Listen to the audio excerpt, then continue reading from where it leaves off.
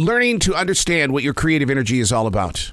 In every place of business and in your personal life, creativity controls everything that you do. We breathe it in and then we release it. A lot of people like to hoard their creativity. They don't like to give away the art that they were meant to give away. So it just sits there and it becomes weight in your everyday life. It is an addiction, and treating it as such allows you to understand it, to build with it, to repair with it, replenish your life with it. Unplugged, because we will always say yes to creativity, totally uncut, because we all make mistakes. So turn it into a tool. This is Arroe Unplugged. Can I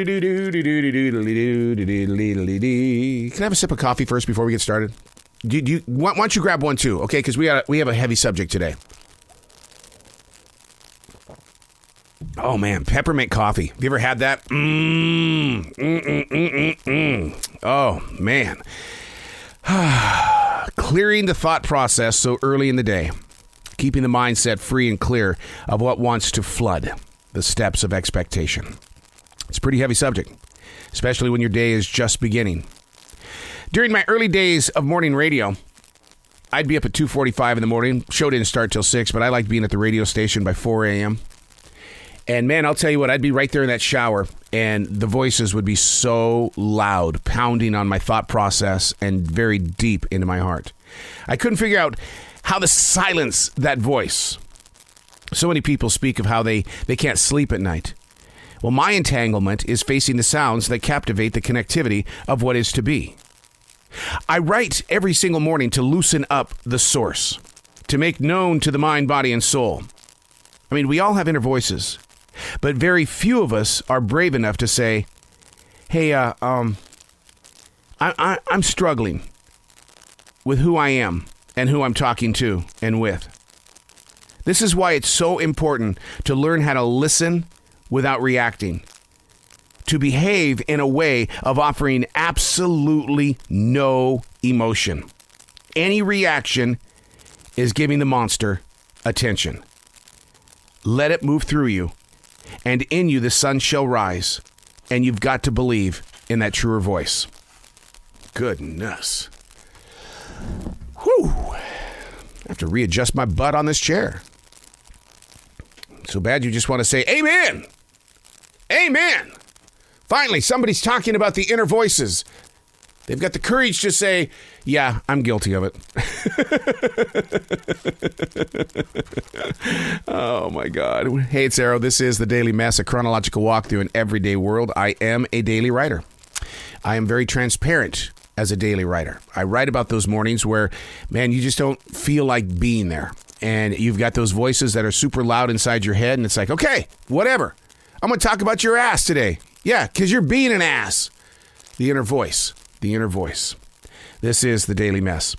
I was asked last night if I was ready for the holidays.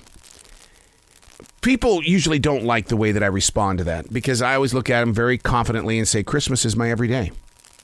It's well written about inside these daily pages.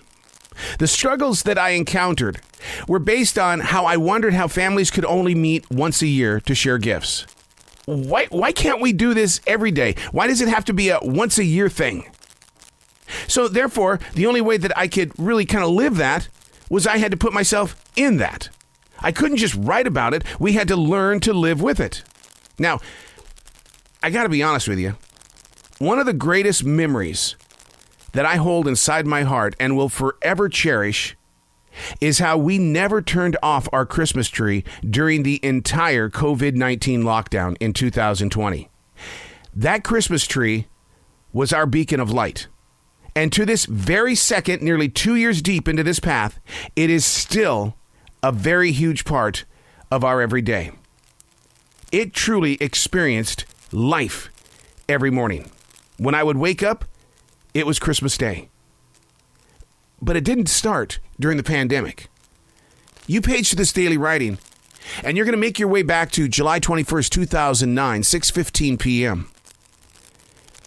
My reasons for living a life of Christmas every day started when the doctor said, you're having a heart attack. And the only thing I could say was Merry Christmas.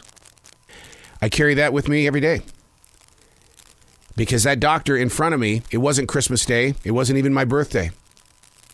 That doctor, Vendetti, saved my life, gave me a new life, helped me understand that Christmas is every day. You don't have to go out and buy these $100 gifts. You don't have to go out and decorate the outside of the house and keep it lit up year round. But you can be weird like me and have a Christmas tree. Just so that you get into one of those moments where the voices are a little bit too loud for your skull. And you look over there and that Christmas tree is lit up. Merry Christmas. Merry Christmas. I'm Arroe, and that's the Daily Mess.